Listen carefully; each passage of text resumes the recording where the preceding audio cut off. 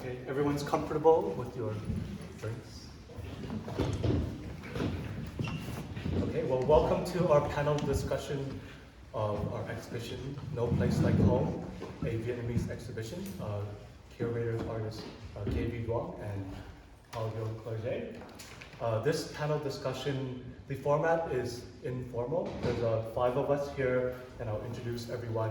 We're going to discuss some topics related to the Vietnamese identity in contemporary art, and then we'll open it up to the audience because there are artists and curators. So we want to have an open discussion with you as well of your insights and experience, because we've created this platform for each other to learn. It's being recorded, but it's a safe space. So my name is Duong. I'm London-based. I have a background in structural engineering. Yes, my name is Hoa Dung. I was born in France, grew up in France, and studied here art at Saint-Martin's in RCA. My name's Anna. I'm British Vietnamese. I work in theatre, so make a lot of work around theatre, but also an engagement producer, so I work a lot with the community. My name's Dan Vo, and this is probably one of the rare occasions I actually get to pull out the full name, so I'm Bale Hoang Dang, which is nice to say here. And I grew up in Melbourne, and so I've been here for the last 12 years. But of course, parents are sort of Vietnamese refugees, and so bring all that experience in. But here today, I'm also studying history of art, so I teach history of art, and so contemporary art in Vietnam is very interesting. And I'm Owen Hewitson, so I am a PhD in psychoanalysis, and I practice psychoanalytic psychotherapy in London. I'm very local, I'm just across the road. Good to meet you all. So we brought Owen here to sort of dissect and give an intellectual dissemination of what we're going to speak about, which is going to be everything. So Paul can give an overview of our project, the Stools installation and the drawing. So when we met last year in September, we talked about Vietnam, we talked about diaspora, and our practice were very different. And we decided that anyway to make an exhibition and to find the common thread we could show here. And so we wanted to talk about the Vietnamese identity in the contemporary art. What does it mean to be a Vietnamese? What kind of art we expect to provide, and also we were talking a lot about the home. What means home for an immigrant, Vietnamese immigrant, but generally immigrants. And we pick up some everyday objects that were very specific to Vietnam, and the stool that you can see in the street, and it's tools for socializing.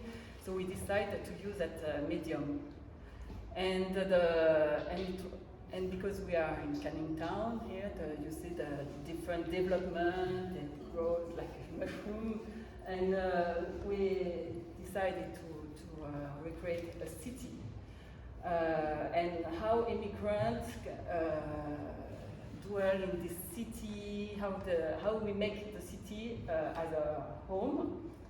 And this city is, it could be a city in London, it could be also a city in Vietnam, very plastic, very quick, but it's also, we make reference also to history of art. This is like a Solid sculpture.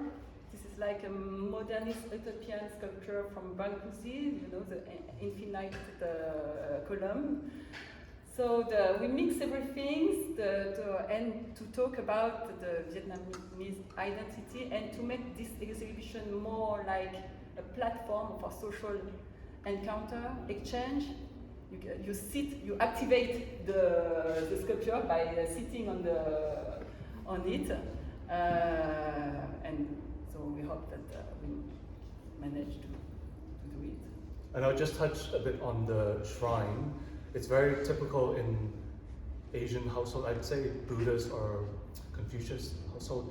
Maybe not our generation, but our parents' generation, or if you go into any older people's homes, the first thing you see is a shrine of ancestor worship. So that's photographs of your deceased relatives that you pay homage to them. But in a modern home condition, it's stuffed beside a shoe closet or wardrobes or just every other day activity. So in this deconstructed shrine that we have exhibited, there are photos of my grandmother, of our childhood, and also we've asked members of the Vietnamese community to send photos of themselves, but also objects of what it makes them feel like home in the UK. So that's the shrine installation. And it's the starting point for discussing, for we start with the object and we discuss about the different experiences. Because also we're Vietnamese, but from different background. For example, I was born in France. Well, you hear 4 different accents here. So we're going to go and speak a bit more about each of our individual practice, so then you get an insight of when we discuss. So my parents and I were born in Vietnam. We're ethnically Chinese. My parents lived through the war, and then after the war, I was born. My aunts and uncles were boat people. My mom's side made it to Calgary after 3 months in Singapore. My dad's side was in the Dung Island, Malaysia refugee camp for a year before they went to Toronto. And then my family and I immigrated to Canada when I was 7, and I've been here for 12 years now. So my work this is the first full-scale installation that I think either of us have worked on, but I also do painting, performance, and sculpture dealing with the war migration and also queer history. And what? Yeah, so I was born in France. I'm second generation. My family gave me a lot of culture, Vietnamese culture. I was traditional dancer when I was young. So I have this, my childhood were in this Vietnamese community, and it was very strong for me. So now I live in London, far from this community. And I have to, I have kids, and I want to transmit this culture to my kids. And in my practice, I use a lot of everyday objects, domestic objects that I can find very easily at home. And this object, I talk about the transmission between different generations, from my mom to me, and now from me to the next generation. So obviously my medium is more theatre, so I use theatre as a way of exploring the Vietnamese story. I was sharing to KB earlier that so I make theatre, and that's quite a broad thing. So you've got productions, but then you also got kind of something I'm working on at the moment. It's called Sonic Fur. So it's taking a bowl of fur, and we've created an audio immersive dining experience where you will then put on some headphones and eat the bowl of fur at the same time, but then you're going through a journey that takes you slightly deeper beneath your bowl of fur, as well as supporting local Vietnamese restaurants. So I'm interested in theatre that isn't also found in a traditional sense and is quite playful, but also is found in very unexpected places.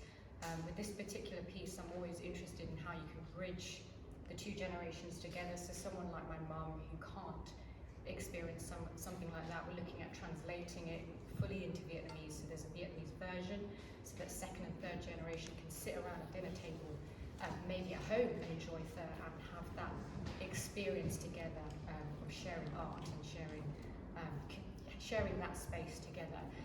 So that's a little bit about my sort of theatre background.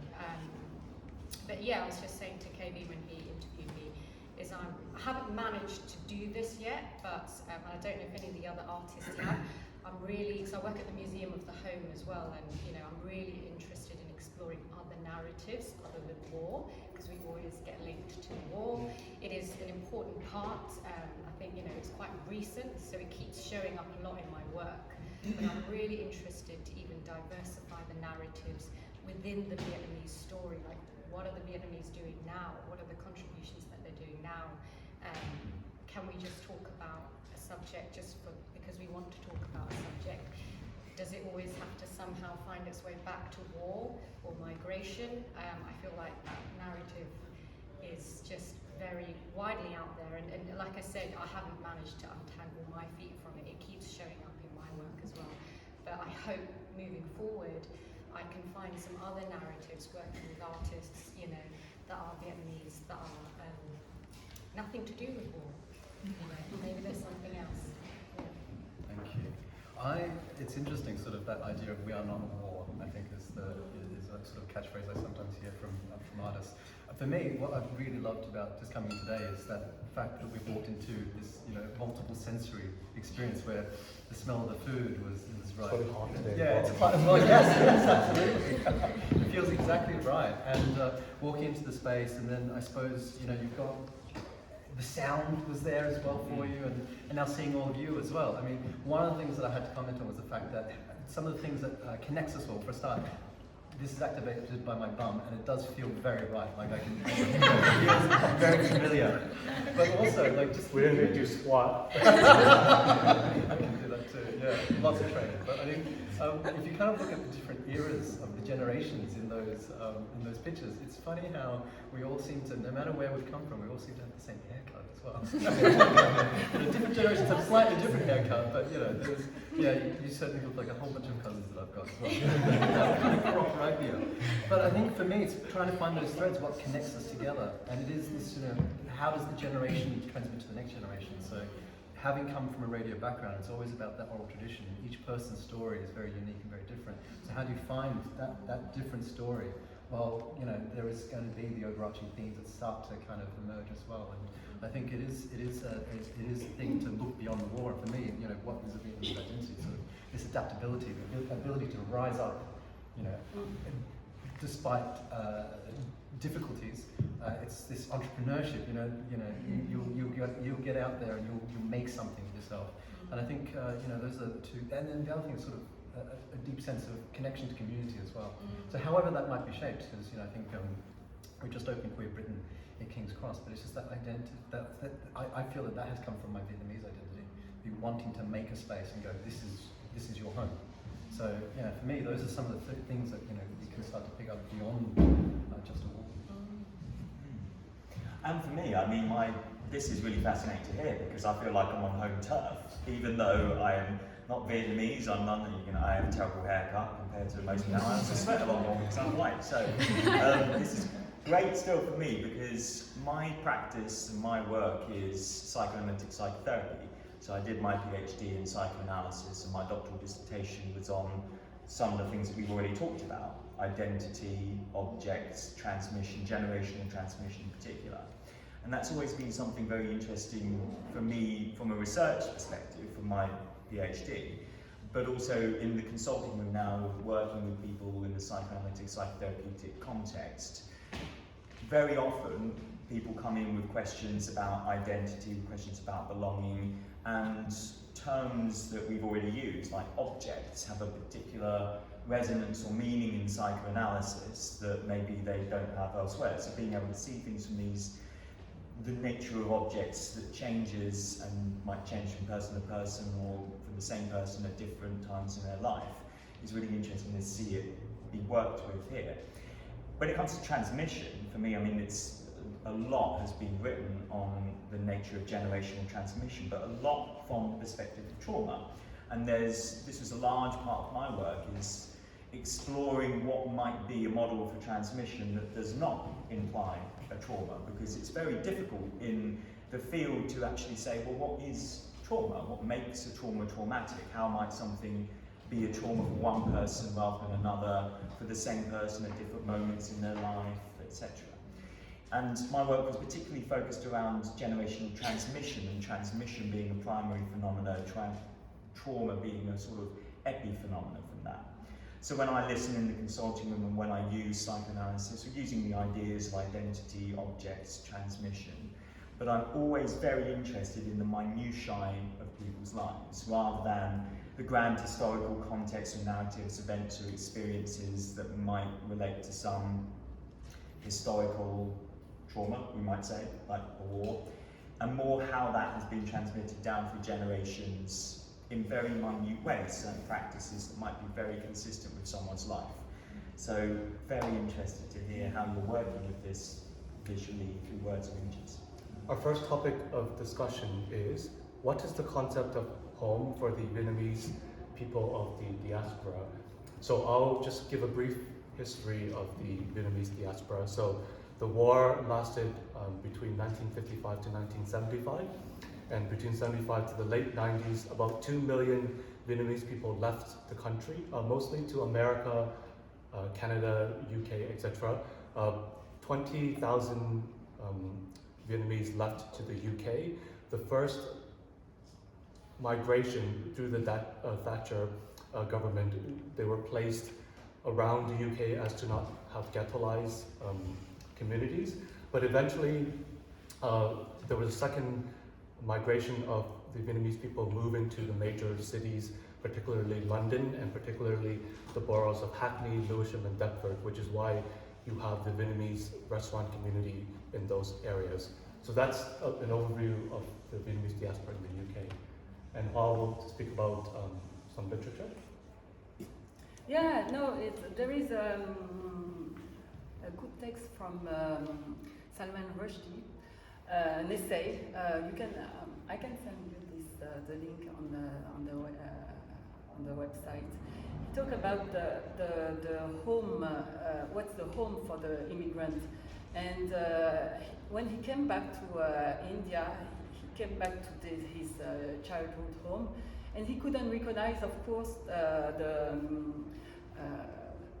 the imagery he had, like the image we display in the entry. He couldn't find what was lost finally. So he analyzed that the home for the immigrant is just fictional. It's just a landscape in the mind. So I think it's for all of us, because I was not born in Vietnam, but maybe even for the 1.5 generation. The 1.5 generation is the people who moved from Vietnam before 60. So even for this 1.5 generation, Vietnam couldn't be home also. So it's an imagery from the fiction, from the movie, lots of imagery of the war. Of course, we have all in this mind, and so this is a fictional. And when we go there, when we return to Vietnam, we have to confront this, and we don't recognize. So we are quite also we are foreign in our home. What are your thoughts of home, or what concepts, objects, memories that bring you back to home? It's interesting because I grew up here, some southeast London. You can hear it in my accent. And I'm sure a lot of from the global minority feel it, because it's weird when I go back to Vietnam. I had this. I write poetry as well, but I had this moment where I got off the plane and I just was like, just to be greeted with a sea of black hair was the best feeling ever. I was like, oh wow, this is what it feels like to be the majority. I'm speaking to so many artists there. So they call us Viet Q, which is like a Vietnamese abroad. So we were interested in that term. What does that mean? And it's interesting, the artists in Vietnam are like, why do you Viet Qs always make work about your identity? I was like,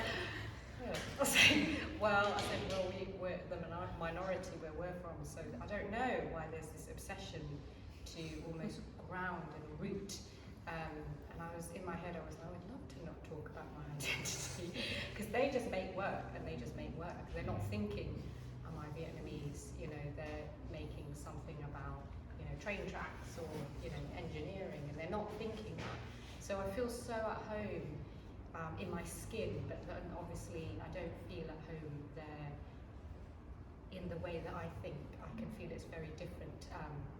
And get picked out straight away. So I don't speak Vietnamese because I know they'll know that it's a British Vietnamese, and they charge me the higher price. So yeah. So then I don't know. I feel like I have this real craving and urge to go back to Vietnam, as though it calls me like a motherland. But I grew up here, so this is also home as well. And you know, the South London accent, my cultural makeup is very a blend of the two. And I realised I had this sort of aha moment when I went back to Vietnam to do like a radio documentary to understand what my life may have been like if my mum had never left and my dad. And they lined up an interview with a girl who was a curator as well. She's exactly the same age. We were 28 at the time, and we spoke to see if we would be any different if her mum had left and if my mum had stayed. It turns out I'm not that different. She's still you. But yeah, and just being an artist there is really, really hard. Like many East Asian countries, it's very censored, heavily censored. And I sort of naively turned around to my producer at the time and I said, oh, why do they just move? It's so hard to be an artist here. Everything's getting checked and everything's shut down. And oh, it's such a fight just to be who you really are. And she said, Anna, you're forgetting something. And she said, you are British Vietnamese. You have a British passport. They don't. They have a Vietnamese passport, which means they can't do that. And for me, in that moment, as the big Hanoi fish was coming out to be served to us, I was like, I'm British Vietnamese. And that was the moment where I stopped searching for who I was, because I realised, no, to be British Vietnamese is valid. I don't need to be Vietnamese or British. I am British Vietnamese, and that is okay. And so that happened in 2014, so I felt quite more at peace at my identity and what home is since then. I had a similar experience. Oh, did you? With the terminology around around that. So I was on a Vietnamese radio station in Australia, so it's publicly funded. It's called SBS Radio, and it's broadcasting Vietnamese. 1 hour a day was broadcasting Vietnamese on a special broadcasting service, and that became like the lifeline for the family, because you could suddenly find out news about what was happening in other Vietnamese communities around the world. This is like pre-internet sort of thing.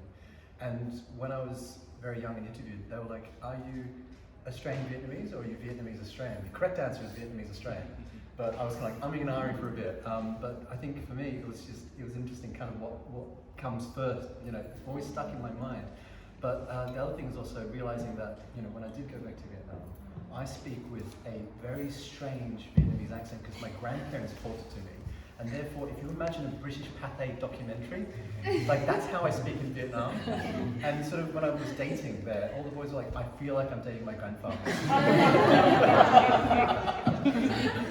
But I mean, I wonder if anybody here, Vietnamese background, do you know what Paris by Night is? Did you? Yes! That's a Vietnamese home to me. You go home. And it's, so what it is, it was a variety show that was set up in, initially in Paris, that's why Paris, but it was also, I said it wrong, it's Paris by Night. And it's a variety show. It's so bonkers, yes. It's so good. But it was just that entrepreneurship, you know, we're going to bring our culture and we're going to celebrate our culture. And so I grew up with that. Really think it was really cheesy, but now I go back and I kind of, I just put it on in the background sometimes because it feels, you know, you connect to it. And it's the music, it's the way that we're celebrating our culture. But also I think, you know, of course they're grappling with the idea of, you know, who are we as a society or as a community as well, because you've got that whole, you know, wherever they were, because they would end up doing the show all around the world in different Vietnamese communities around the world as well.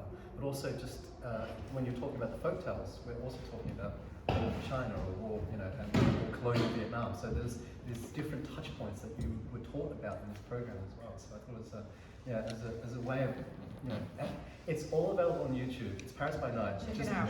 Yeah, choose the middle set of numbers. It's just, if you want cheesy haircuts and cheesy Vietnamese music from the 90s, that is also kind of weirdly referencing like American pop culture as well. So it's like really strange Vietnamese versions of like Madonna, for example. So I think it's worth checking it out.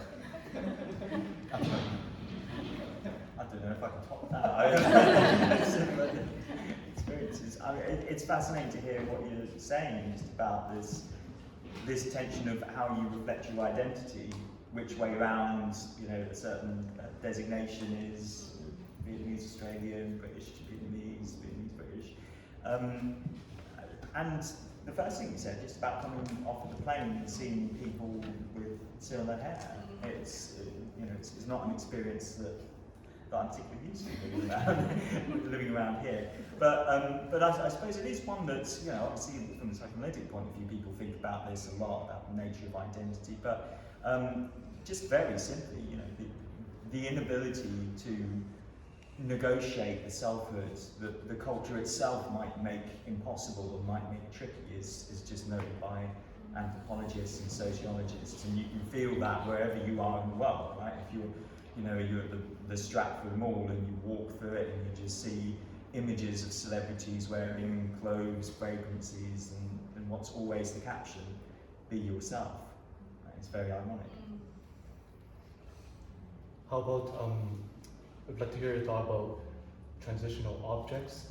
Some of the images we have on the shrine or of our stuffed animals, it's just like a child's safety blanket of them feeling at home until a certain age, and then they discard it. But for a certain while of their childhood, that brings them the comfort. Yeah, I mean, transitional objects is an idea from a psychoanalyst called Dung in, I believe, in the 50s, 60s. The idea is he talks about transitional objects and transitional phenomena. You have the experience of, let's say, being very close to the caregiver, and you have to reach a point which you separate from that caregiver to attain perhaps an identity of your own, some kind of consistency. So there's always, and to do that, you might use a particular object, which might be the edge of a blanket or a toy of the kind that's displayed here. Again, there's always that tension, I suppose, between an object that alienates and an object that separates. So in psychoanalysis, we talk about an alienation. There's a fundamental alienation in terms of your identity from the beginning. You might be alienated in a particular cultural language from before your birth, right? It's never anything, people will have this experience, lying on a couch where they want to express something of themselves or their life or their history, and fundamentally words fail, they're not enough. There is one way around that, classically in psychoanalysis, is that you can use a certain kind of object that might take on a symbolic property, and that all symbolic objects denote some kind of loss, some kind of process of alienation, separation. Fundamentally in psychoanalysis, the image is alienating, your identity is never quite coinciding with the image. And one of the ideas is that you can use a particular kind of object, an object that might denote the presence of a certain enjoyment or investment or sanction from a caregiver or from someone that you think of as an ideal, in order to rescue you, or at least give you some kind of refuge from this alienation in the symbolic system that never quite matches how you describe yourself, how you feel about yourself in a certain cultural situation or context. So there are transitional objects, objects you can be alienated through, and objects that you can use to separate from. And the key things, I suppose, are about the way in which those objects can be leveraged to distance yourself from a perhaps over proximity of a certain person in your life, a mother, a father, or a certain ideal. Thank you. Is there a Vietnamese identity in contemporary art? And we're going to touch upon censorship, identity politics in this part of the discussion. just to give an overview of the development of contemporary art, specifically in Vietnam. So the country was divided into two between 1955 and 75. The people in the north were part of the Communist Party, and the artists had to join an association. So the work that they produced had to be evaluated by farmers, workers, and soldiers.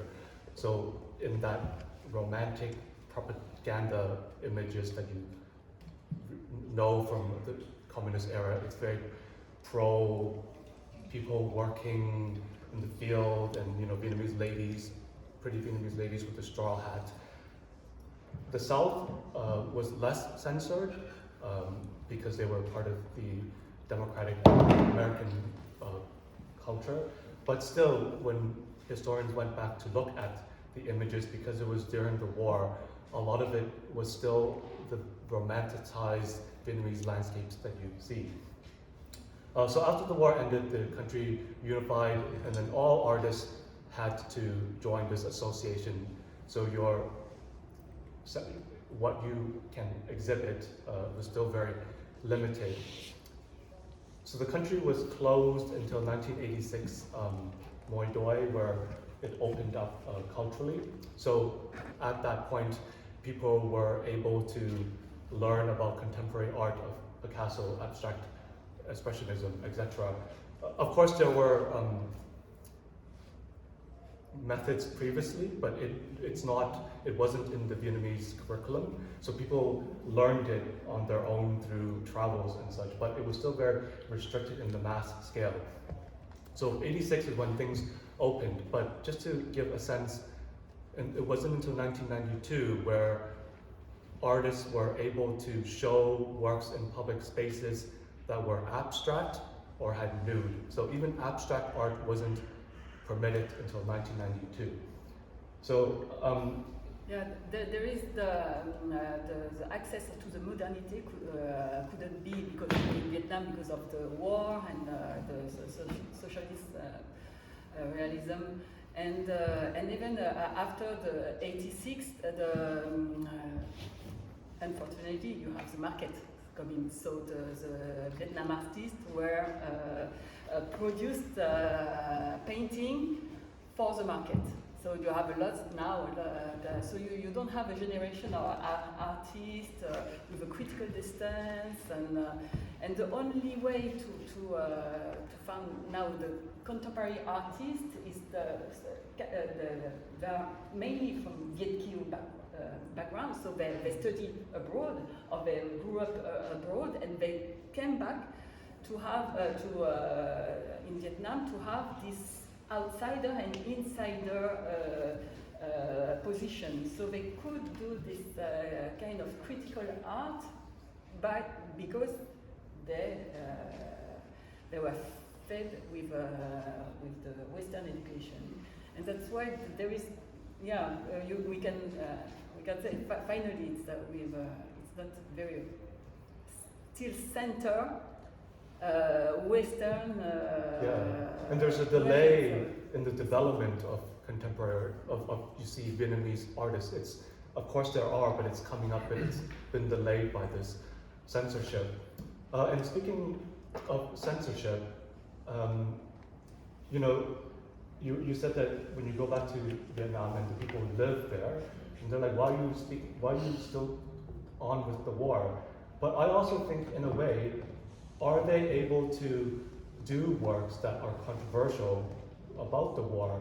Because they wouldn't be able, I think smaller exhibitions they would be able to have access, but if your stature goes up, the government will see it. So there's always a fine line that's not written. And why is it that for us, if you're thinking of, say, if you're looking at contemporary art in a Western perspective, if you're looking at a black artist, do they have to do things about slavery or colonization? If you're looking at a Vietnamese artist, if they're not doing things about the war or cultural assimilation, do you ask, are they an artist? And with our upbringing. Of course, you lived in Paris, and your family, I guess, moved there by choice. So you didn't. Your family history wasn't so affected by the war. Whereas I'm speaking in the Canadian accent because we decided to leave the country of our birth. So I wonder if that has something to do with how we show the art. And I agree with Anna. This thing comes back to haunt us. But I'm also thinking, if you're applying for funding for the Arts Council, is it enough of a tick box to say that you're a Vietnamese artist, or do they want you to do work about the Asian culture? And I think everyone of the Southeast Asian diaspora can understand that. So we're trying to play this system as well. For me, definitely, the war has shaped.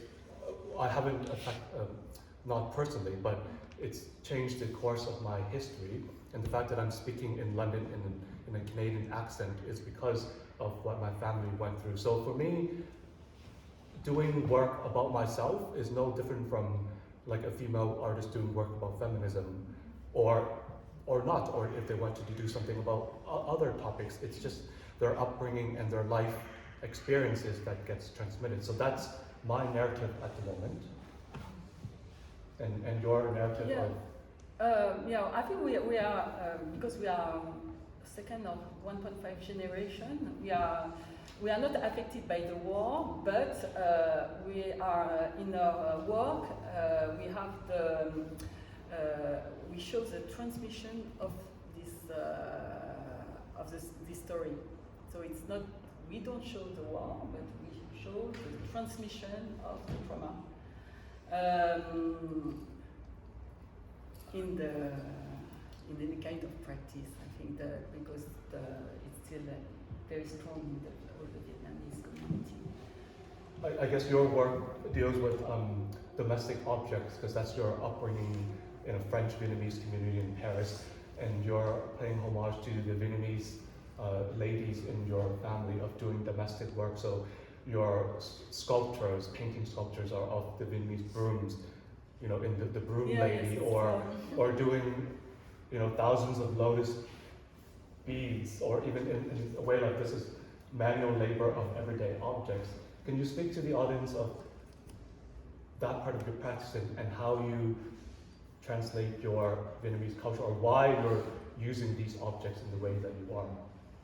Oh yeah, I use this object by economy of means. No, it's more I love this kind of object because it's this object holds the transmission of all the story, and I like to start by the end and to undo the broom.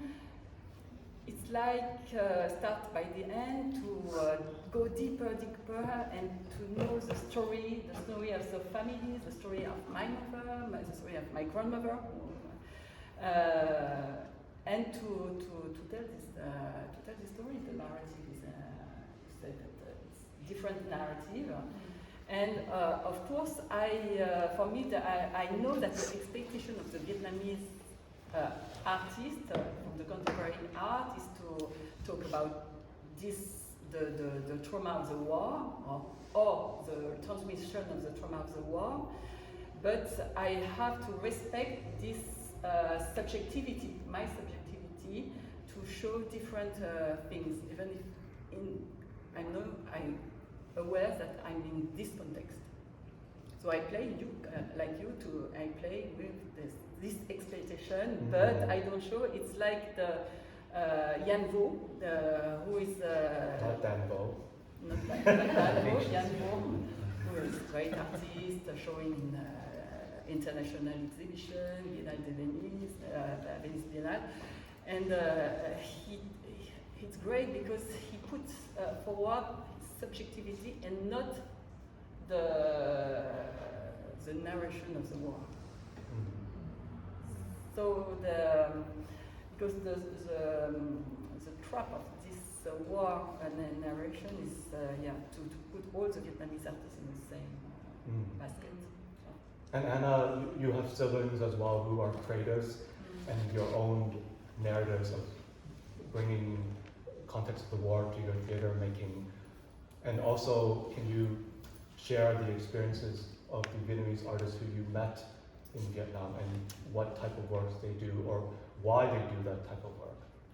Yeah, weirdly, none of them was, I mean, I've interviewed a range of artists, and hardly any of them were talking about the war at all. And these were artists who were living in Vietnam. Living and because that's a brought up big in distinction, Vietnam. yeah? You know, they were just making work about sound, about, you know, what interested them, which I found really refreshing.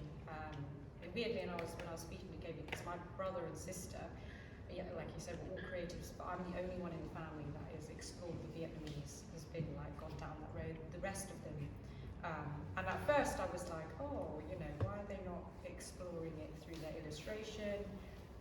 You know, is it?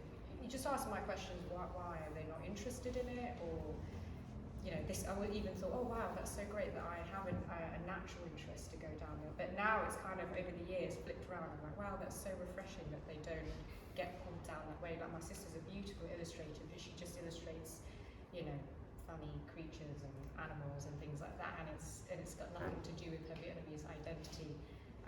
And my brother as well, he illustrates in a very surrealistic way.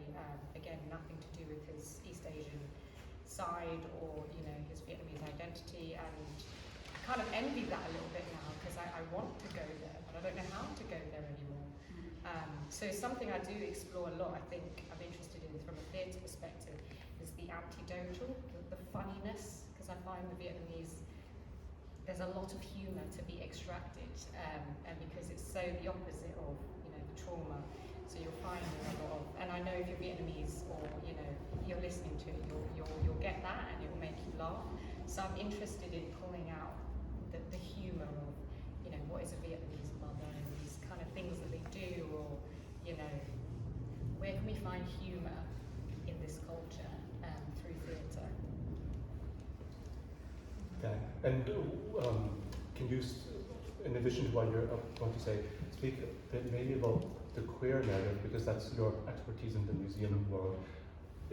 Does a queer artist have to do work about queer identity, or can they do, when they do things about other topics, is that okay? Whether it's inherent, yeah. I think for me, I was going to sort of just pick up on the thread of, well, actually I'm tempted to ask the question of which war. So I think we are a country that's characterized by thousands of years of war. And so if you go back to the folktales, it is often conflict with China. And then you kind of get to the colonized period where you're talking about the regular conflict with France. You know, if we kind of look for this idea of the discussion about where the influences come from, you know, I think it was 1925, there was the Institut Beaux-Arts of Duong, and so you kind of like look at a group of artists that were taken from Vietnam, from Hanoi, and then brought to Paris, and there they picked up Impressionism, post-Impressionism. They picked up these styles to come back to Vietnam and then explore their sense of Vietnamese identity as well. And what's really interesting is that you use the big romantic word. You know, it was very romantic. It's where we start to pick up those idyllic landscapes. It's those ideas of the woman in the aoyai, you know, and of course that had been retailored under the French as well. But of course it was, you know, there's different points of origin of that particular dress as well culturally from Vietnam.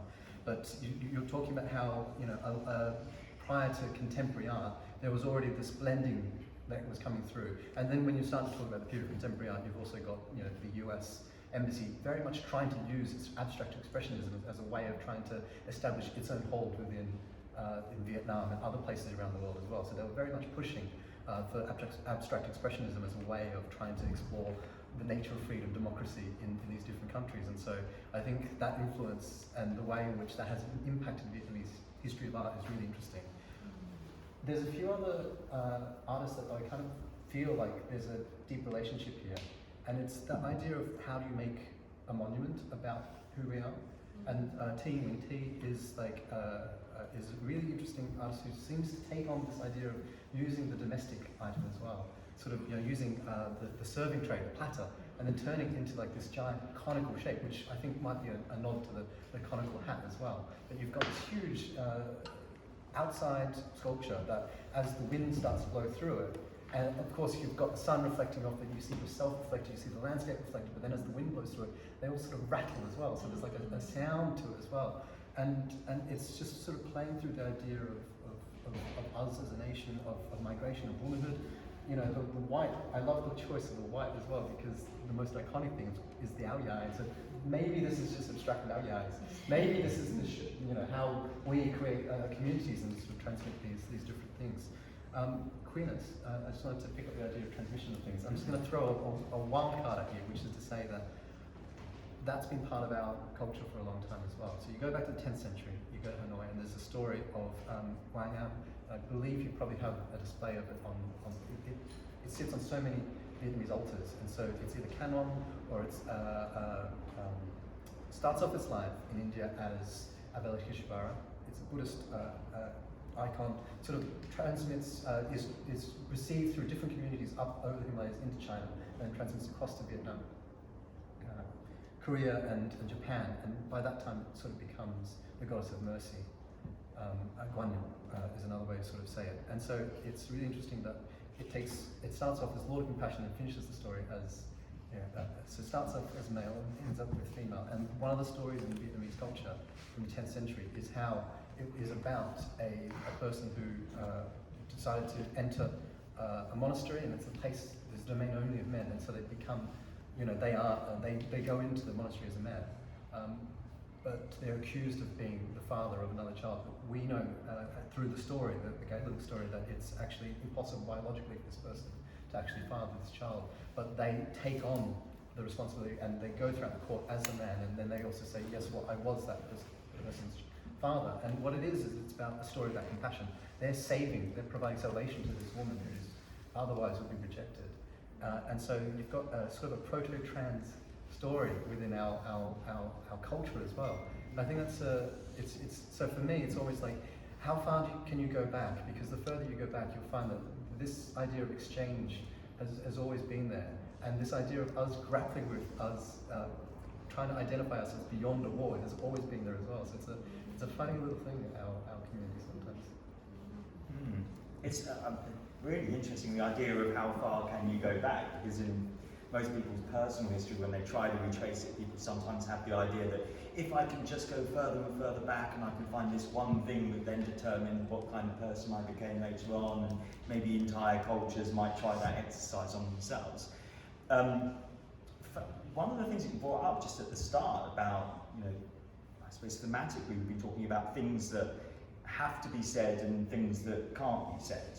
So, people might feel a certain obligation if they're from a certain culture to talk about a war, right? A big war, a big kind of thing, and that might be definitive or assumed to be definitive of a national experience or a person's identity. But at the same time, the context you talked about was one where things can't be fully expressed. There is a repression, perhaps, and political repression of certain things are marked off limits. And very often what you find just with people and their personal narratives is that although it's tempting to think of repression as like the repression of the truth, or a repression of a thing rather, that something is being pushed down and can't be expressed, you tend to find that things always come to the surface, or things are already always on the surface, but they might just be expressed in a certain form that's slightly altered. So it doesn't mean that something can't be said, but perhaps when someone, for instance, lies on the couch and talks about their life, there isn't some huge event in their family history or in their personal past that's being pushed down that all of a sudden they're then able to acknowledge and talk about. Much rather that they might talk about it in the very first time they talk about something like that, but they don't necessarily give it the weight that it might have, or they don't realise the weight that it might have. So there's difference, I suppose, between like a repression of a thing and the repression of a truth. And I suppose that thinking about some of the other things that we've discussed, there's a lot of effort of effectively going back and back and back over a personal history, a country's history, and rewriting it, working it through, as we call it in psychoanalysis, which is a process of reconstruction. And very often, doesn't result in the creation of an empirical history that you can map in a chronological historical order, but results in a kind of a fictionalized series of constructions that might at least tell a story, and artistic practice is one of the ways in which those kind of creations are made and might have a therapeutic value. We can move on to fragmentation of memory for a diaspora artist. And while you're going to discuss about his text again, of everyday objects as symbols. Oh yes, no, it's there's, of course we don't have the whole memory, and that's why we have to you have to find some object that it's very fragmented. So we have some. This is the many object is the representation of the part of the memories. Yeah, so even for someone who was born and raised and lived in Vietnam, throughout your life you have memories, but they're all fragmented as well. But as a immigrant and you're moving around, your memory and your family's history of the memories is even more fragmented. So I think in his text it's almost like, is it okay for me to bring my dispersed memory and call that my identity as a British Vietnamese? Does that make it less of a Vietnamese person having their fragmented memory of their life in Vietnam exclusively? It's just an open discussion of what we think of fragmented memory. Maybe to have more. Yeah, I mean, yeah, it's memory often. A lot of memories that come forward are significant not because they're remembered in certain, like they're remembered correctly, but why are they remembered at all? Right, so someone might remember a tiny event from their childhood, and they can't remember anything else from that year or anything else about, they will know that things happened at that time that are much more important, but they zero in on this kind of thing. What the psyche tends to do is it will pick out very small things that might denote something that is more difficult to put into words or images. So in the case, because we were talking about it earlier, I suppose in the case of trauma, if someone, very often you might have a traumatic event or experience where, let's say someone's in a car crash, they don't remember necessarily the moment of the crash, they don't really remember anything coming up to it, but what they do remember is the tag on the uniform of the paramedic as they were being pulled from the wreckage, or a tube in a hospital. So it's as if where memory fails, or where something can't be represented in words or images that can form an narrative, the psyche will sort of zero in on these small kind of details. And some of those objects, so some of the things that we have here, household objects, commonplace objects, the nature of an object, I suppose psychoanalytically, is that the more you look at it, the more unreal or uncanny it becomes, even if it's a homely object. We talk about the uncanny being Heimlich. The more you look at it, the more it's rendered strange or weird. And that can be a very productive thing. I suppose the lesson of psychoanalysis, you can't necessarily trust memories, and the reason why is that memories are screens. Right? An earlier memory might screen a later one, or a later one might screen an earlier one. But if you believe, as I do, in like the idea of an unconscious part of a psyche, the unconscious will never really express itself in the first person. Like you can never say classical like Oedipus complex terms, like I want to kill my mum, or I want to kill my dad, and I want to have sex with my mum, all that kind of old nonsense. Rather, two things will be soldered together. And in someone's life as an art, you get often a juxtaposition or a collision of two things that neither of them seem to be particularly important or heavily sanctioned or invested by themselves, but when put together, might relate to something else and something else. And that putting together is an artistic practice, and it's a therapeutic practice. Before we wrap up of the Vietnamese identity, I don't think we answered that question. I don't think it's an answer that we can answer. Do you have questions for each other of our practices? If I start and give you a thing to do. As you were talking about fragments and you were doing this, I suddenly remembered a folktale which was Julie wants to go to the moon, and by doing so he is granted a magical bamboo that stacks up, and each bit of bamboo sort of just basically stacks up a bit like what we're kind of trying to do here. Because at the top of the moon, I think there's some kind of treasure or something like that. And it's only just sort of coming back. But it's the idea of like, where can you find Vietnamese history in the collections in Britain? And that's really tough to do. So if you go to the V&A and you look up Vietnam, I think there's only like 30 objects, and it was while we were producing ceramics for China, because we were the manufacturer of ceramics for China for a period of time.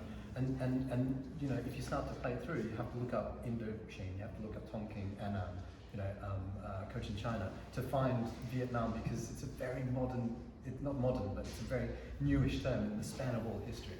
We've been called so many things in our history, so how do you find our history, I think? And this idea of stacking up, what I think is brilliant about what you're doing, all three of you as creators, is that you're working with collections now in order to place the stories within the collections, and it is an act of stacking up where we will be placing, you know, your narrative, and then somebody else will place their interpretation on top of it, and then the audience here, as you are all here, engaging in this with us, it adds multiple layers to it. So suddenly we will be able to reach, for me, the treasure would be the ability to be able to find Vietnamese stories, history, and identity and people. And that can be queer as well in our collections. And so I think that's, for me, what you're doing that's really important. I remember now I have the very matriarchal story, the Hai Ba Chung. So it's from the 11th century or so. It was a very matriarchal, Vietnam was a matriarchal, it's two sisters who delivered the Vietnam from the Chinese invasion. And I think this story was, I learned the story from my grandmother, from my dad, so there is something also in this kind of transmission of the stories, the tale and legend. Historically, Vietnamese women are badass. Like, that's the key thing you should know. This commission at the Museum of the Home of the Vietnamese narrative and the Southeast Asian narrative, can you tell the audience what the plans are, or how you're bringing this to the public's awareness? Yeah, so I'm an engagement producer and curator at Museum of the Home. So it looks at all different narratives of home. So Lara's my co-producer. So we'll be specifically focusing on East and Southeast Asian narratives, because they're not, that voice is not represented in cultural buildings and in museums, but we have a particular focus with the Vietnamese community, and to look at how do we, I guess it's a big program, so Lara and I are just chomping through it and understanding how, I guess, and I wanted to ask you guys with your practice as well, do you feel a sense of responsibility to pass on knowledge to the generation behind you about history, culture, art, identity? That's something we've been definitely thinking about in the museum, but also how do we have visible representation as well? If you go there, it's like lots of beautiful homes. They're often not very representative of the communities. I mean, you've got Dalston, it's right on Dalston Kingsland, which you've got all the Vietnamese restaurants, and they're there, but they're not in the museum, they're not the ones using the museum. So I guess a hope would be that you know, it's an opportunity to make a step change. The hope is that the Museum of the Home will become a place where we can start dialogue and conversation about the Vietnamese story and the East Asian story. But I think that starts with, you know, building a community around it, but also having, I think something I'm really honing in on is having a permanent, visible representation there. It's great, like we're really interested in bringing this work here, but something I was saying to Lara, it's very fleeting, it comes and it goes, but actually how do we have something permanent? How do we have a home within the Museum of the Home so that we can continue that dialogue and also encourage, you know, my colleagues as well, who are not Southeast Asian, to have confidence in programming that type of work and programming our voice into a place like this. So yeah, so it's slowly evolving, but that is the hope for the programme in the next 2 years. We're going to open up to the audience. You can ask questions or reflect your experience in the art world or curating world or anything that's on your mind. Thanks very much for sharing all your thoughts and views. It's really great. I identified with a lot of the points made there. As someone who's more interested in, with the other part, well, another side of art, which would be story and narrative, I'm really intrigued, and I hope all of you will share your experience in terms of defiance. When I look at the narrative as a Vietnamese person myself, there's all that trauma from your parents' generation, but there's also that sense of defiance that you going out into a creative endeavour seems like something that's very kind of avant-garde, especially if your parents are quite rational and traditionalist in terms of their viewpoints of how you would want to be, going out into the world. So can you share a bit about that? Was it quite a traumatic experience in itself, or were your parents quite supportive of your creative endeavour? Perhaps I want to touch on that as a psychotherapist as well, as to how that recycles and that can be a bit of a cycle in terms of rationalising how you fare in Western society. Well, I have a background in structural engineering. So, we were immigrant family, and this is what you do, your STEM subjects. So I didn't have a choice to study art or drama. So my route through is as a self-taught artist and making it on my own terms here. I studied mathematics. You don't have choice in the Vietnamese Well, I was actually quite good because my mum gave birth to 5 artists, so she was screwed. So yeah, because I did drama school, and that's like full on. But she was, after a while, she was like, "Why do you keep, she has to warm up your voice?" She's like, "Why do you keep making these noises in your room?" She said, "Is that going to bring you money?" I was like, "Yeah, I don't know." And then one day she took me to an audition actually, and the casting director said, "Does your mum act?" And I said, "Mum," as I was translating, and then we ended up having this on-the-spot casting. So I was like directing her in Vietnamese, and she got the part, and she got paid very well. She was like, "Oh, it does make money, yeah." So she was like, "Okay, you can do it." She was like, so since then she kind of just blessed it. So I was one of the lucky ones that actually she was all right with us going where we wanted to go.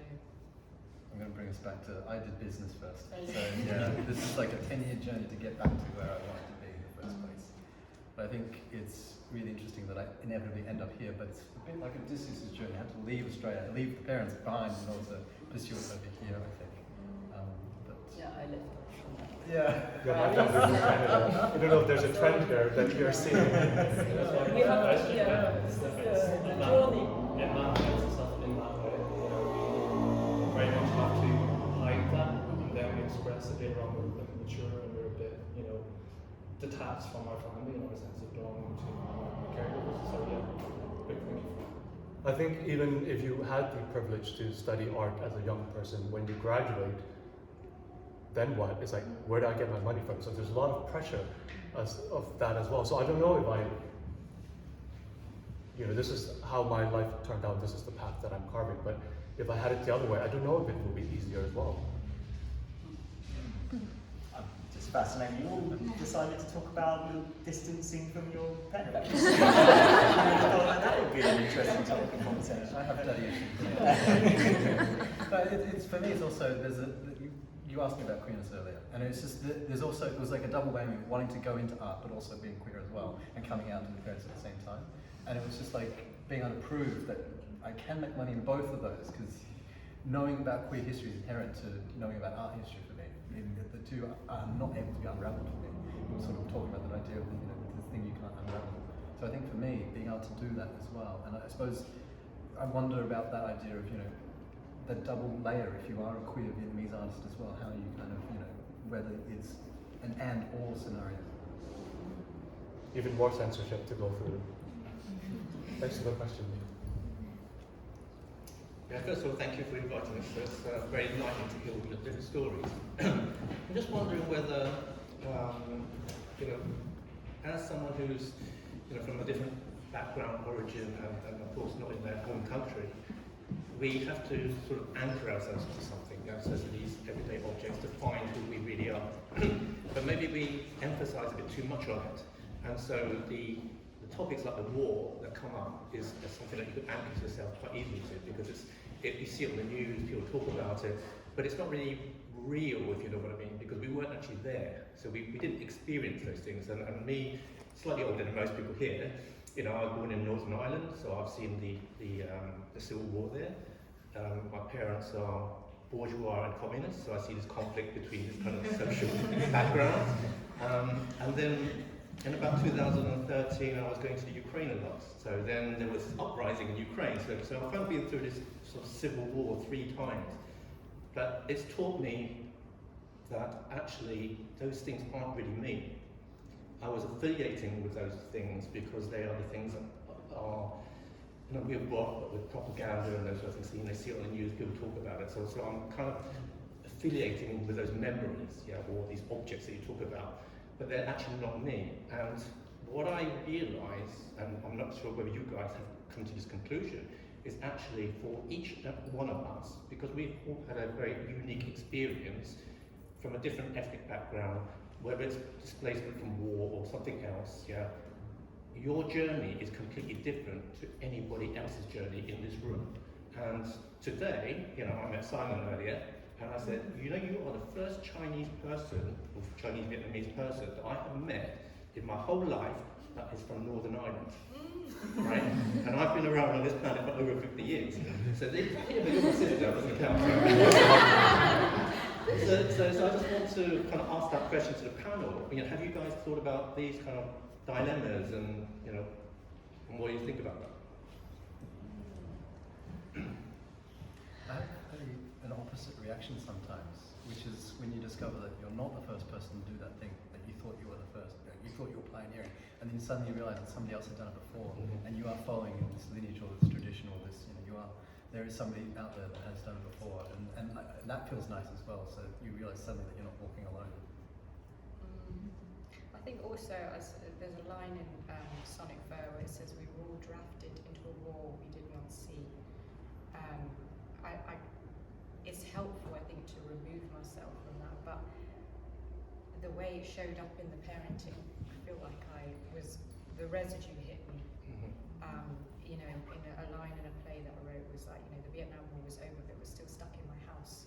I was still ducking and diving, from what was going on from there. So I feel like, as much as it's not mine and I wasn't in it, the residue hit me, and that's what I'm working through afterwards, which you say is the transitional trauma. But then you made me think about what was some of the good things that were transitional too, which I haven't actually. Why don't I talk about that as much? Like, work ethic. Yeah, why is that not explored? Having good brains. Work? Yeah, resourcefulness, as you were saying. Yeah. I think from the perspective of psychoanalysis as well, that effect of something being a residue is something you see very often. Like we call it like an afterwardsness effect. But if you take something like trauma, it always occurs in 2 moments, right? You might be able to identify a certain point that, there was something. Let's take a common example of like childhood sexual abuse. People will be able to identify that in their early childhood, but it might be that the understanding they had of it at the time was, well, this was something that happened, but I didn't quite know what was going on. I thought this person was being friendly towards me.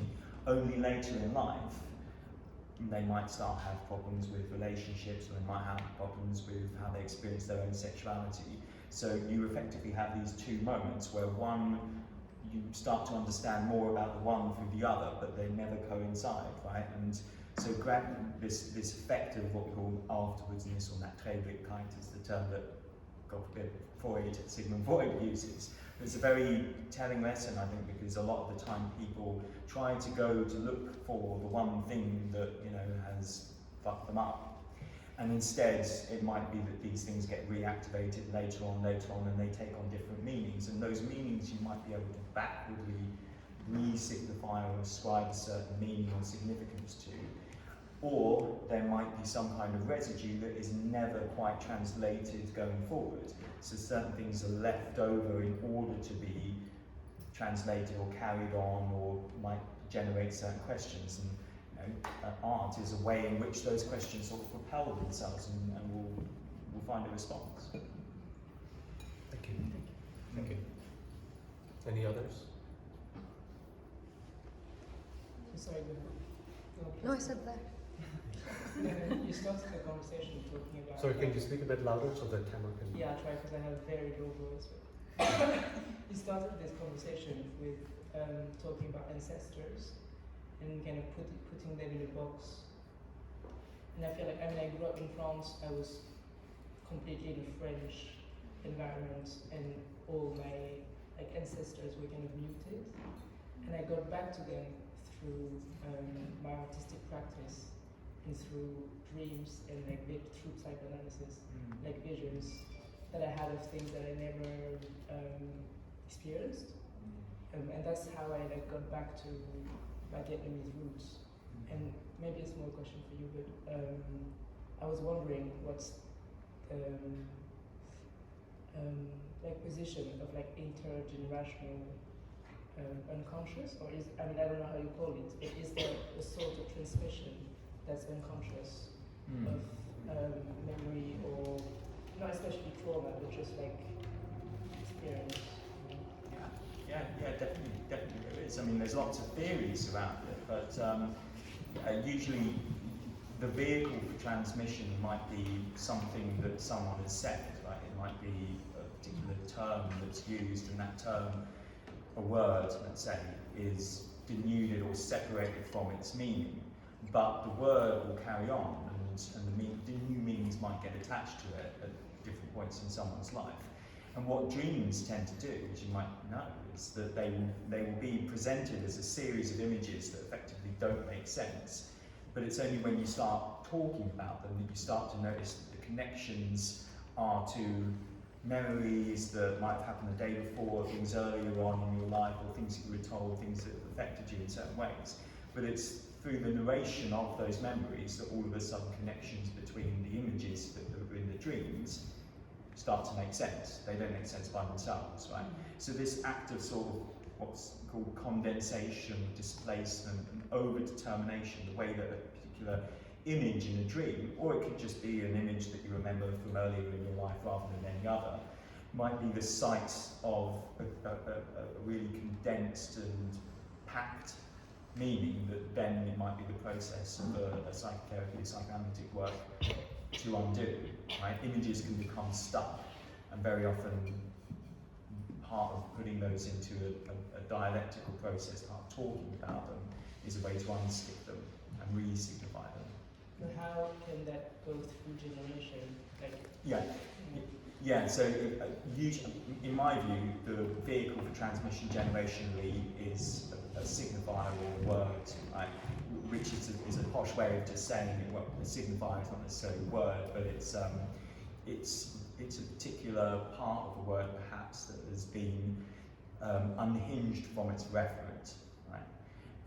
So something that might once perhaps meant something to an earlier generation, that particular word or phrase might be carried on and might appear in what might be a problem or a symptom or something for someone in a much later generation. Now, all that index, when you uncover that, which is a long psychoanalytic process, but all it might indicate is an identification, right? There's an interest in the person, perhaps from your family lineage, that you might have identified, or a certain part you might identify with for a certain reason, and that reason will be something that is important for someone else. So a lot of this kind of mapping, remapping, there is no is part of the analytic work. There is no psychoanalysis that is just individual. It's all about tracing through your family, through your history, and a lot of the times people in the early stages at least find that they're talking about elements of their family history they didn't expect to talk about, and it's those points what they talk about rather than something else, that denote that there might be something that's being transmitted, rather than, you know, a big kind of trauma through the generations or a particular feeling or something like that. The index is usually on the signifier. Thank you. Thank you. Everyone said something here that I resonated with, so thank you for providing this space for Sophia? us. KB, nice to see you in the flesh.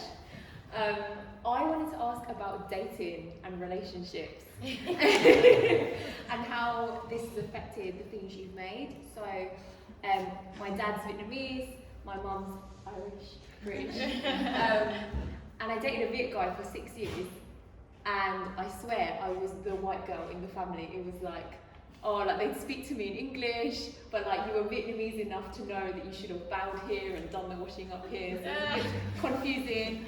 And now I'm actually engaged to a white Dutch guy, and it's completely different. And all of a sudden I'm like, why are you going in the house without taking your shoes off? And like, and then the other day we had a bit of a riff because he wanted to bring his barbecue to my granddad's house, and I was like, what's wrong with our barbecue that was made out of a washing machine drum and 5 Mexican trolleys?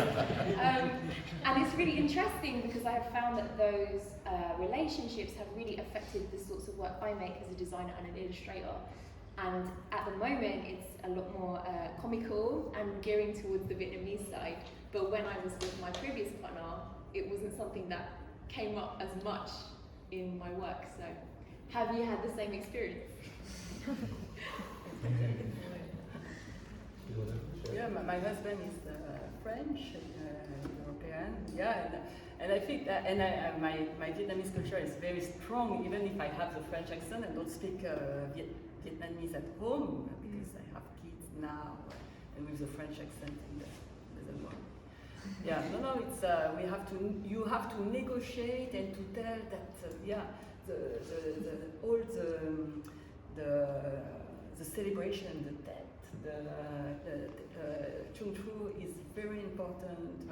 Even if it's always negotiation, celebration, but even in you also, this is your decision.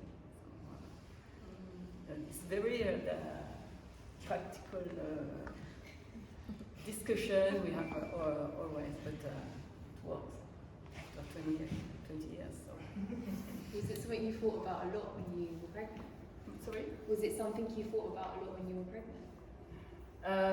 No, I still work in my practice. I inject a lot of distension between the two cultures. For example, the mooncake, back to sometimes during the COVID, I couldn't celebrate this the Mid-Autumn Festival with my kids, and usually I do also. So I have this regret, I feel very guilty. So in my work, I have to produce, I cast with soap this little mooncake.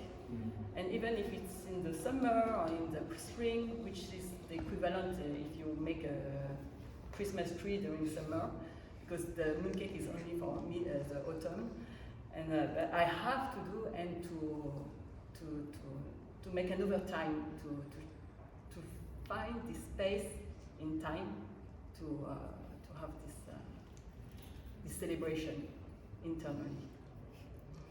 I think the Asian culture of how we speak, and this is how my family and my Asian friends, you're sharing very informal potluck type meal like what we're doing here in a very community setting, and you're talking over each other, and it's a very not British thing. And I wouldn't say that there's a very Asian feel of how we've curated this discussion today with sharing food and people sitting on the floor on these stools without a back. And again, that's a very non-Western British thing. So with my interaction with my partner, his family is very formal, even when you're going to their home and we're sitting on a sofa here and they're sitting on a sofa there. And when I'm at home in Canada, I'm on my mom's, and the kids are running around. Maybe having kids make it informal as well, but it's like when I'm Skyping home, there's like voices from everywhere, and my partner's like, how do you actually communicate? But we're built in like this. And probably with your mom and her experience as well when she was with your dad of, where does she? Yeah. You have always a fun experience, but also what I find very difficult is, for example, the relationship to the old people. In Vietnam, you have always, or in Asian culture, you have someone in the family who is designated to take care of the grandparents, and now this in this Western culture Care homes and yes. For me, it's very difficult. I did the controversial thing of my partner's Black Caribbean, so that's quite a big in the Vietnamese community. It took me 3 months to tell my mum because I was so anxious about being rejected, because it's just not. I mean, it's a lot more better now in London, seeing kind of Black and Vietnamese together, but it is it's not easily accepted. It's taboo. It's taboo. Like yeah. queerness as Yeah, well. it is. So I was really worried about that, and I didn't realise that. I didn't realise until I got older that all my boyfriends had been white British, and I wondered why, because I didn't realise subconsciously my mum had been feeding me this narrative, and it was out of survival. She was like, she even said, don't get with a Vietnamese person, just get with white British, because if you've got a white man on your arm, they will respect you because we are in their land. So I grew up with that just kind of permeating, and then I looked at my sister as well. We all had white British boyfriends, and I thought, in my head subconsciously, I never entertained to find any other race attractive because I was taught that. So it just kept happening. So he was like. So we're together now, and thankfully my mum, basically my whole family, my sister's married to an Indian guy, so I've got half Indian, half Vietnamese nieces. My sister's with an English guy, so my niece is half English, half Vietnamese. My brother's very into his Spanish girls, and then you've got me into, Black Caribbean, so, it's going to look a very eclectic mix, the next generation. So it's that as well, navigating, I think, Nguyen, who's been part of our community for a very long time. I told her first before I told my mum, because I just was very nervous about it. But she was very, she's quite more of a progressive type, so she over time accepted it, and it's all fine now. But it's the first time I've been with someone of colour, and I have to say it's very. There's a real kind of. I said, babe, there's a real ease because we're both the minority. But then, I don't have to explain what that feels like to you. And that's beautiful, but equally, we were living in the north of England at that time. I said, I have to be honest, I'm very worried about us walking out in the countryside together, because now you've got double minority, and, what is that going to be like? So that worried me a lot as well. But obviously, we're living in London now, it's very multicultural here, but they're very two strong cultures, and how we, as we move forward, how we navigate that. If we were to have children, be my next art piece, I think. When I was dating, I think the thing that They thought you were a grandfather. A minefield. Well, it's going to come back to the same punchline, which is Vietnamese pronouns are so hierarchical. As soon as you hear somebody address somebody else, you know exactly where they stand. And I kept on calling people I was dating Gong, because I'm so used to saying. Thank you. How do I describe it? It's basically a child addressing to an adult, right? So it's just. It was all very kind of where you are at. Yeah. I'll need to keep some time. So I had to stop it. No, it's Un, and you call me Un as well. It's like I still get weirded out by being. Well, no, once you sent me an email accidentally calling me Joel, which is So older brother. Yes, and then the other one's uncle. So. What else did you, right? I have no idea. I just thought older sister or yeah, that's or auntie in is the Vietnamese best you way have to to go. you have to call the people that big sister, younger sister, or big brother, and so if you don't know the age, it's really problematic. Let's go younger. So yeah, that's how I became that. It was, for me, it's always been, there's been an image, if I was to do an art project, it would be an image of what I thought I wanted to be when I was like younger and growing up in Australia versus what I actually was. And I think the good thing for me is now that image is aligning. So I've come to, of course, accept myself. And that part of that is like, you've got to deal with internalized homophobia, internalized racism that you're sort of like handed down in a way. So we have a, you know, Mum was kind of had similar thoughts about, you know, all that. So you have to overcome those things as well. And so for me, the image is aligning. So that's, I think, the important thing about me dating, which is knowing who I am as well. So We have time for one more question, maybe?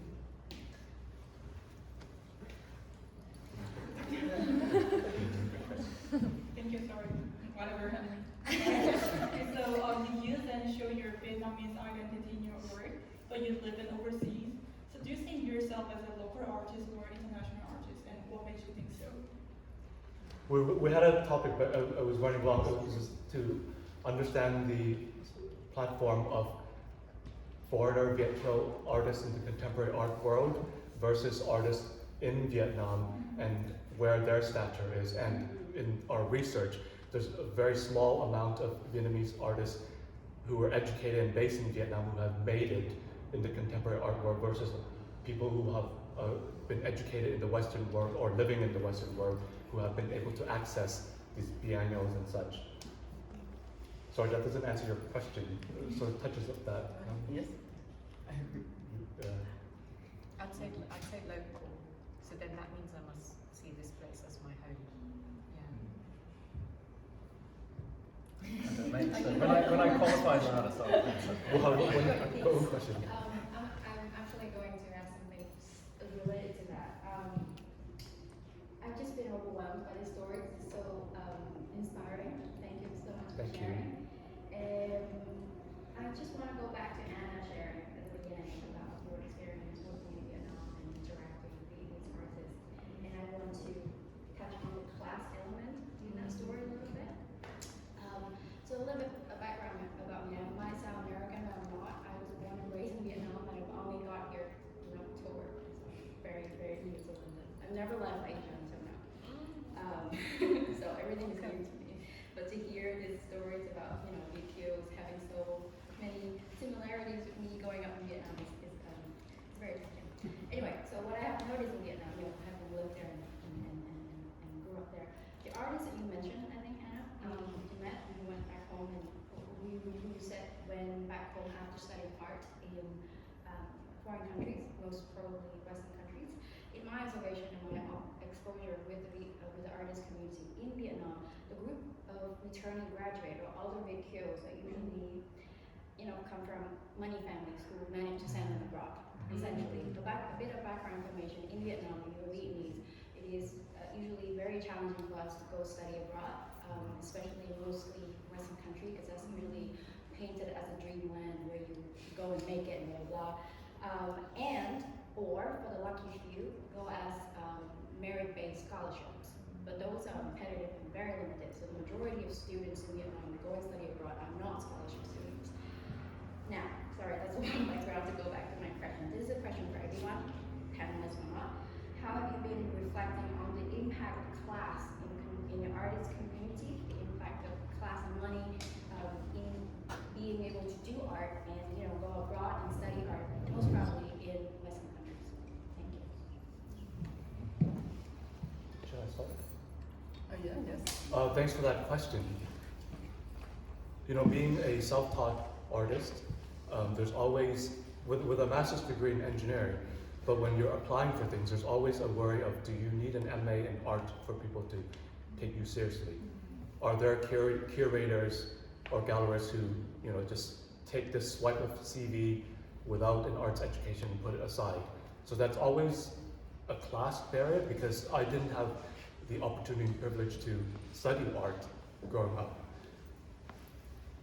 I think even being minority as well and not speaking in a British accent in this country, sometimes, well, you never know what opportunities that you didn't get because of these reasons. So it's hard to explain that, but I think at the back of my head, I do feel that people judge you, and particularly in the art world, of how you speak using art terms or whatnot. But you know, in a context like this, I think it's very important to speak normally where everyone understands, to be accessible. Do they look at my education or the color of my skin? I'm not really sure. What do you think? Yeah, I feel I made an MA at RCA, but I couldn't because I used to work 20 years in the bank industry, and otherwise I couldn't afford it. Yeah, I feel very privileged to have this Viet position, and I know that I have this outsider and insider, but that's why I want to respect more and to talk more about the diaspora, the Vietnamese diaspora in France and here. So I feel maybe local now to here, to the European side. You asked, do you explore class in your work? Is Yeah, that how what do you you're reflect on that? Do you see it when you're talking about kids in Vietnam, that they're from a particular class? I can't say that that was the dominant thing that I was looking at, but you made me think, why wasn't I looking at that yet? Maybe because there were more, you know, from a psychological thing, there was more pressing things that I wanted to solve. But I'd be interested to know, because I know there's some Vietnamese artists here in the crowd, if they explore, you know, how do they reflect on class in their work? Because he's agreeing. Just throw it out there, because I know who's an artist and is Vietnamese identity. I feel lots, huh? Well, they're hiding Sort now. of, I know, I can see them, they're holding their hands up. Well, I have a different experience from the flip side. When I engage gallerists, there's definitely a elitist class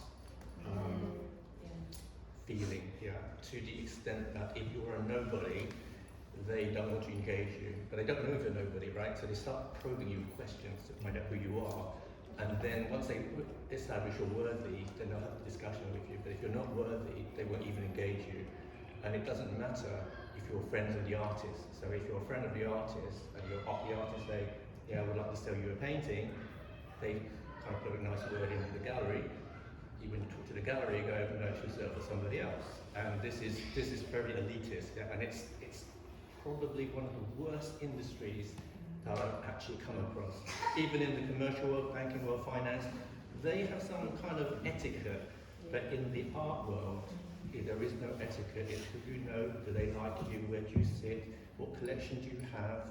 You know, it's all of these things, and it's really, and there's a lot of insider trading as well, so knowledge around, if you're buying something, they go, oh, you know, just bought one of these, why don't you buy one? It's that kind of deals that's going on, and it's really, I mean, hopefully there's no one here from that world. But I've just spilled the beans of what it's actually like. It's absolutely awful. But it happens also, I just want to add to that, I'm not a Vietnamese artist, I'm a Chinese artist, but I never know what to say. British born Chinese, BBC, I mean, I don't know, what way you mean, or banana, as people called me when I was at school. But you also have the elitism. I was lucky enough to go to art school on the back of my dad disowning me for about 5 years when he talked to me, because I went to art school without his approval. Then obviously dated white guys, which was also not, let's cross all the bridges here.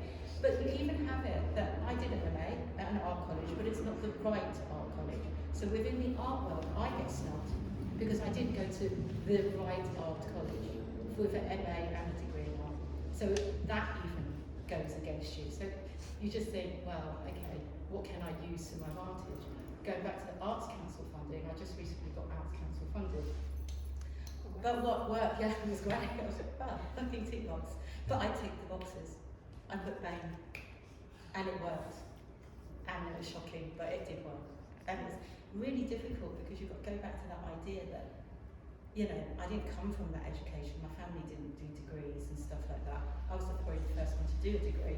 So it was a bit of a shock, you know, to my family. And we grew up in an estate, so we were quite poor growing up. So all these difficulties, and yet still you're combated by the art world having these hierarchical But systems. they might not be race related. No, no, I'm not sure. But there is definitely class. Class. Yeah, there is There's definitely a some class sort of thing. class.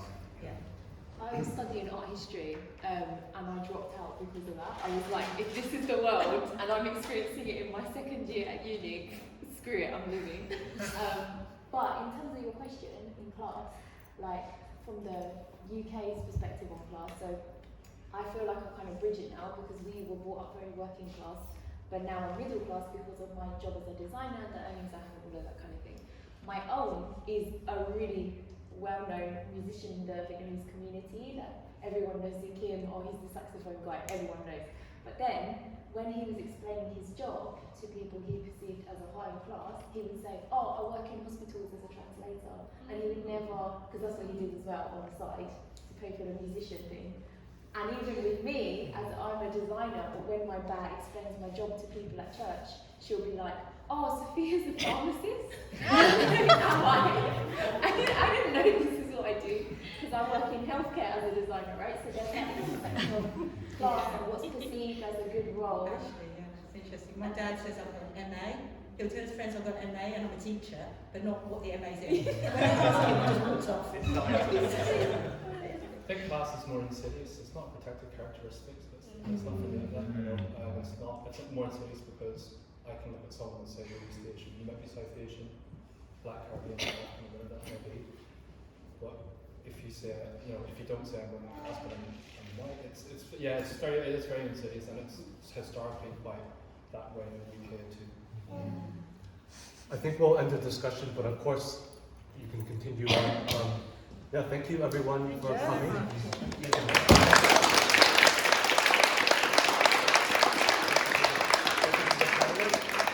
There is a closing viewing next Sunday the 29th between 12 and 5 p.m.